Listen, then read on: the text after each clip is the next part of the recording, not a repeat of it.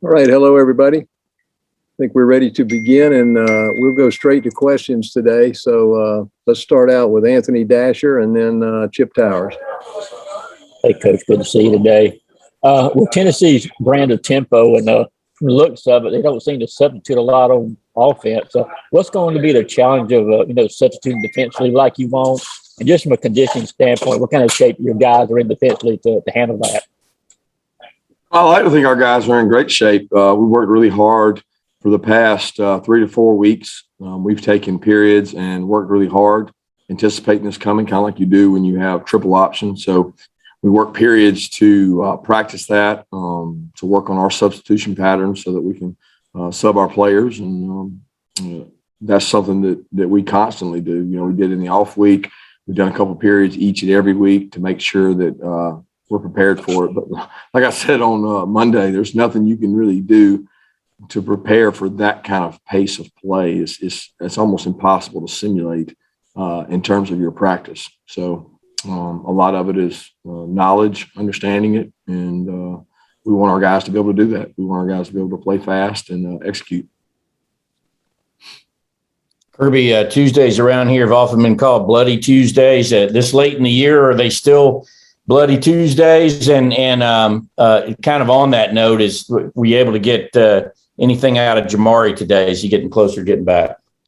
Yeah, Jamari is weight bearing now. He's able to do that and do his weight bearing stuff. He's not getting a lot of reps in practice, but he's played a lot of football.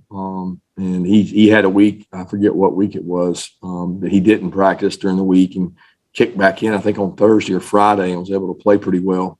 Whatever that was after the Auburn week, I think he ended up missing some practices and was able to jump in and go. We're still hopeful that he'll be able to, but we probably won't know that until Thursday or Friday. And our Tuesday practices are always get after it Tuesdays, and the kids kind of embrace that. Okay, next couple of questions, Dean Legge, and then to Mike Griffith. The weather is going to be it's not going to rain, it doesn't look like, Kirby, thankfully, but you're looking at, I don't think about 30s, but low 40s. What are y'all doing? How do you create freezing cold temperatures in Athens when they're not there to begin with? You don't to get ready for the game. Yeah. Well, what's the challenge with not being able to deal with that? Those are outside factors. I mean, we don't control outside factors. I mean, best football teams hunt. And you go hunting, you're not worried about the weather. I mean, you're worried about the weather, you're doing the wrong kind of hunting. So for us, we're looking at it as we're going to play a game, and the outside factors are nothing but distractions, and they're for people that want to find excuses and find reasons that they can't play well or won't play well. They can look to the weather, but I've never seen a guy that's hungry to eat that's worried about the weather.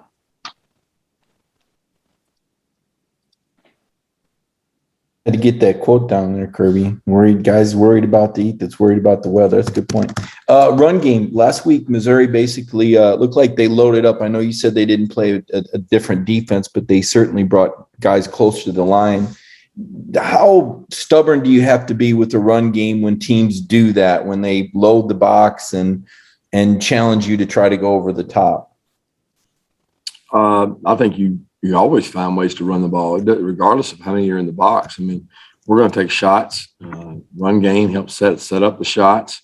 Run game is part of our identity. So you have to be able to do that. It's not always as productive as we might want it to be. And, some of that is what we did, and some of that's what they did. And we don't control what they do. We control what we do. And we got to do a better job when they're doing the things they're doing. There's things that hurt it. And we got to complement the run game we had with other run games so we can take advantage of their aggressiveness, and then as well as the pass game, obviously.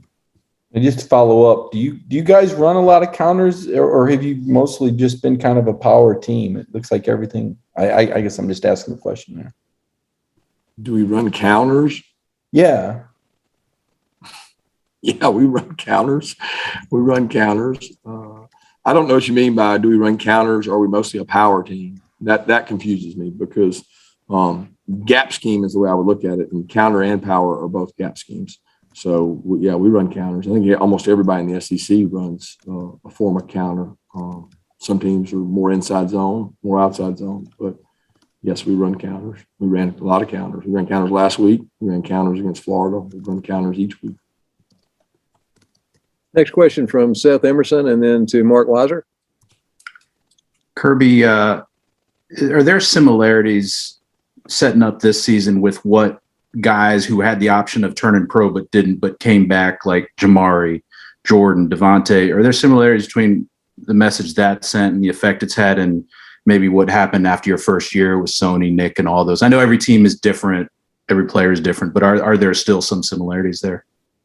Yeah, I think there's always some similarities. I think it's a great story, Cinderella story, feel-good story, but I'll be honest with you, most guys base that decision on where they're going to be drafted, right? It's a business decision more than it is a Cinderella decision. Once they decide that the business is right to come back and play better, then it becomes all about, run it back. Let's do this again. Let's play better. But if the business decision is to go, which is what Stokes had, right? Is what Tyson had, then that's the decision they have to make as football players. Aziz was the same way. So I think it's more about where they're graded, and really in the same case of all those guys you're talking about that came back that year, whatever it was, 2016, 2017, they most of them needed to come back. they made a good business decision to be able to come back. I think a lot of times you guys, or there's a perception that guys get they overshoot themselves in terms of what their draft status actually is, because you guys maybe go off of, I don't know, PFF, or maybe somebody that tells you something. I don't know. We go off what the general managers tell us. And what the general managers tell us most of the time, they're pretty accurate. I mean, I think there's nobody that we've missed on outside of one round, plus or minus. Like if we told Stokes he was a 2, he went 1. Never had one that was 2 rounds off. Even Miko, he was a little bit of a surprise to go 2, but most of the people had him late 2 or 3. I mean, so the information's accurate, to my point. So they base their decision on accurate information, and they go from there. But the two are similar in that we had a good group come back, like really good kids that wanted to win. A lot of them have Georgia ties, and those guys came back, and this group, has come back. Kirby, with the success you guys have had blocking punts and I guess field goals, extra points, what kind of things can you pinpoint about? Are you guys being more aggressive? Are you spending more time in practice? What are some of the keys to that? Strain. I mean, it's just strain. We don't believe in leaving any stone unturned. I think you and I have talked about it before on here that field goal block is an extension of red zone defense, and Coach Lanning and Coach Scott do a great job of selling that to our defense, that it's red zone defense. It's another play on defense. So why take it off? We change up our looks to be sound on the fake, and we do different things each week and try to give the tough picture we can give. And then punt is the same way. I mean, we want to be aggressive. We faced a lot more different punt formations than we ever have, and we've seen a lot more rugby.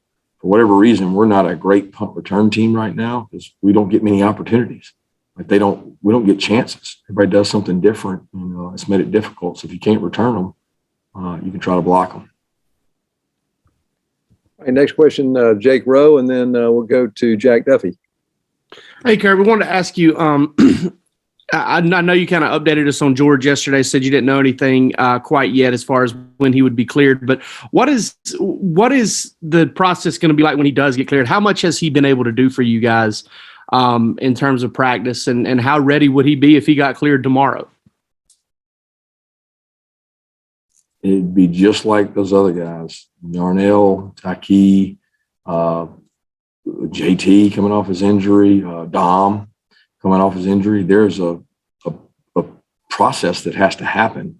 You don't come back from an injury and then just jump in and jump back right where you were. It's hard because you have to get all the reps, the volume of reps, the work.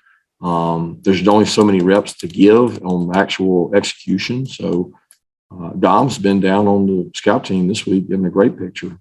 George has done a little more work this week than he has in the past. We've had George at practice, catching routes on air, the things that y'all seen, but that's really been it. He's done more competitive periods in terms of scouts and looking and getting confidence and able to go over and go against some DBs and things. But he's not taking reps with the offense, not with the 1-2 offense, because we don't know when he's going to be ready, and those reps are too valuable. We can't give them to him and not have another player that's going to play in the game. But when he's cleared to play in the game, he'll be able to start getting some of those reps. I don't know a timeline on that. I wish I did.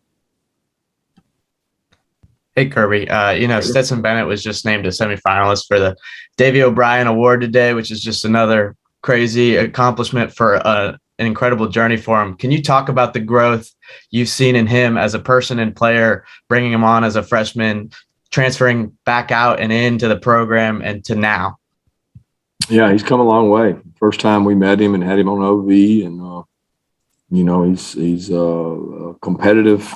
Comes from a competitive family. He's got 2 great parents and a great group of brothers and sisters that are all athletes, and he grew up a competitor down in South Georgia, and he's kind of been overcoming the odds.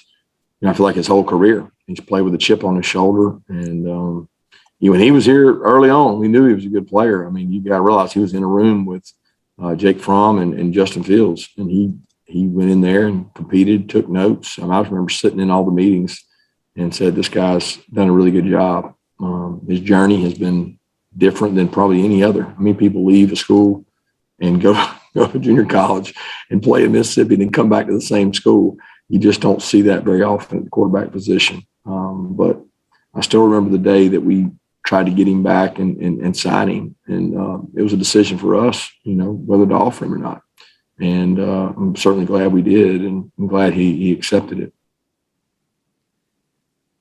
All right, next question to Palmer Toms, and then we'll go to Jed May. Kirby, in terms of trying to compare this Tennessee offense to others that you've faced before, is it most comparable to maybe a Gus Malzahn offense in terms of tempo? And I guess, how do you go about preparing your scout team to run that throughout the week? Yeah, I wouldn't say it's Gus Malzahn. Very different. It's most like Missouri when Heupel was there. If you remember, we played Missouri, Heupel there. We had some games against them while he was there, and we've gone back and studied those tapes and looked through those tapes. And he's evolved, and he's different in some ways, and added more wrinkles as wrinkles have come to his offense, and does a really good job of being aggressive, of keeping the pressure on. In terms of how we get the scout team to run it, we're very fortunate that we have an abundance of scouts. This week, we've had a tremendous look between being a little healthier at wideout. Jackson's gone over there, Dom's gone over there, George is taking some reps. All of a sudden, that lineup at wideout has looked a little better from a standpoint of competitive reps, where before we didn't have many guys that could give us a look at receiver because we were so down. But we've had the scout team preparing for this for weeks. We've done a lot of work to get them ready for this. And, very similar to when you do a triple option, you better have a plan because it's so different and outside the norm. Yeah, Kirby, I'm just kind of on that same point of special teams blocks that you mentioned earlier. I want to ask you about Dan Jackson, because I think after the game the other day, you said, he checked to the play that got the punt block the other day. Just what goes into that, as far as guys making those checks on the field? Is it like a quarterback checking at the line of scrimmage? Is it a little different? Just what goes in that process for a guy like Dan Jackson? Well, I don't need to share all that information because we have opponents that get that. I know y'all don't think they ever look at this, but sometimes they do.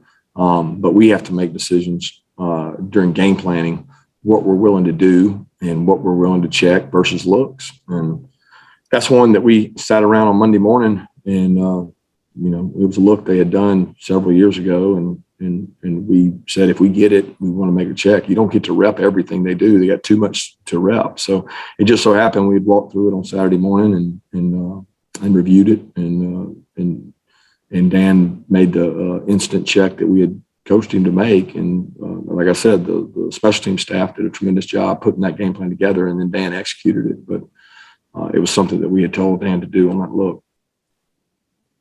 All right, we got time for maybe 2 more questions. Let's go to Connor Riley, and then we'll finish up with David Pascal. Hey, Kirby, I wanted to ask you about Dominick Blaylock. Obviously, we'll see if he ends up playing this week. But given it's been, I think, 23 months since he played his last game, he's had obviously another knee injury and then the hamstring injury on top of that. How has he handled sort of the mental process of trying to get back on the field and get back up to what he was pre that first injury? Yeah, he's probably not going to play this week. I'm not saying that, guys. He's not working with he's working against us. So that's a different deal. But he is much closer, and he's looked good taking some reps against us as he kind of works his way back. I think his mental disposition has been great. I can't say that it hasn't been hard on him from a standpoint of confidence without the brace, frustration from the hamstring re-injury, but I can't. I mean, the kid is a warrior. I mean, he goes out, competes, he listens in meetings. He's a leader, and he's done a great job. Kirby, I know Tennessee has hit a lot of pass plays with its perimeter blocking to free some of those receivers up. But on the balls that they hit down the field, how are those receivers, can you tell, coming so open? Are they scripting things where they set you up and all of a sudden punch one, or do they just take a random shot? Because they've had receivers obviously running free a lot this year. They're fast, and you don't always get lined up properly. I mean, it's very unique, guys. It's like you'd ask the question, how come you can't stop the triple option? Well, it's different. You don't face it every day. I mean, they got guys wide open because people have eye violations. I mean, they look at the wrong thing. Sometimes they don't even see the wide receiver. And I know that's hard to believe, but their splits are clear out on the sideline. Half of college football is playing condensed formations now, and everybody's in a teacup where everybody's right next to the ball. And now all of a sudden these guys got two guys outside the numbers. And I mean, I've seen guys on tape not lined up, trying to get a call. I mean, it happens to everybody. So it's not like it's not on tape. And it worries you that it can happen to you. You want to make them earn what they get. And there's a lot of plays that they've gotten on people off bus. And you're trying to avoid that. And they've done a tremendous job through tempo of being explosive. And a real quick follow-up, do they stretch the field about as wide as, because Coach Stoops was talking before they played Tennessee, just how wide they line up and they punch a lot of runs out of that because you're so spread out. Yeah, no, make no mistake about it. They're a tremendous run game team. They run the ball, crazy number of average runs per game. They wear you down. They wear you down. They wear you down. They got good backs. They're physical O-line. They're heavy. I mean, it's not an air raid team, guys. It's a shot team and a pound you team, and they spread you out. They make you declare defenders, and they want you to declare, is he in or is he out? And at the end of the day, they make it hard to defend, but it's tough. You just got to have a good plan, and you got to execute the plan. Thanks, Coach Smart. And everybody remain on the line. We'll have, I think, a player up here.